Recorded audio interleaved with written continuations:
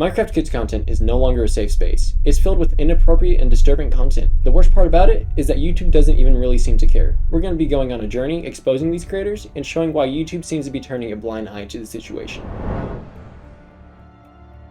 Minecraft was officially released on November 18th of 2011, and ever since then, YouTubers have been creating content on Minecraft. Years ago, the creators would have been PewDiePie, DanTDM, Captain Sparkles, and others like them. Today, the creators would be aphmau, Cash, and other kid-focused channels just like them. Now, I'm not as familiar with these newer creators, as I did not grow up watching them, but from what I've seen, although cringeworthy, they seem to be generally safe in following YouTube's guidelines and policies, which is what we want. The problem is when we look at these channels, they're taking the names and brands of these safe channels and they're posting vulgar and disturbing content. This channel here, aphmau School, really just seems to be posting disturbing thumbnails just to pull in views, and their content does seem to have questionable themes, but when we look at Cash and NicoFan and other channels like them, they seem to be the most disturbing. These impersonators use children characters to lure kids in, exposing them to themes of violence, gore, and adult content.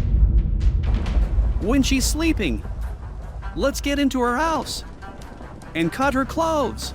This is unacceptable and frankly disgusting. No one wants their children mimicking these themes while they play, and the fact that this is still on YouTube and even was in the first place is angering. And to make matters worse, this is not the first time that this has happened on YouTube, which brings us to the next question. What is YouTube doing about this?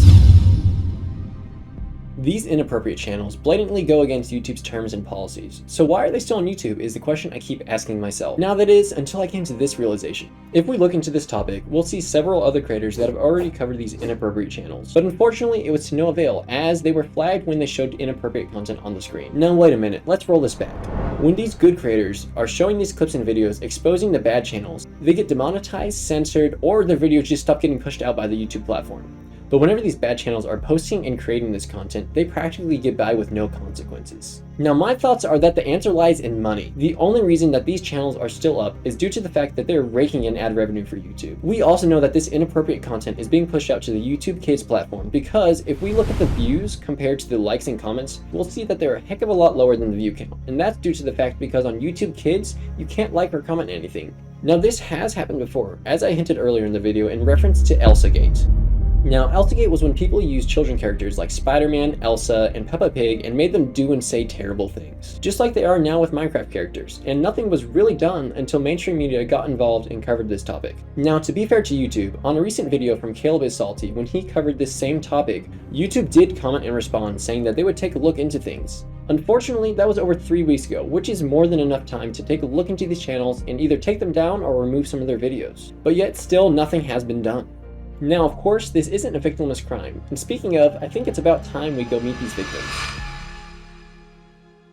If you look on the left side of your screen, you'll see the brain of someone addicted to heroin. On the right is someone addicted to adult content. Now, that does look pretty similar. A study done by PewResearch.org shows that 60% of parents have given their children under the age of 12 either access to a smartphone or ownership of a smartphone, and 60% of those children were under the age of 5 at that time.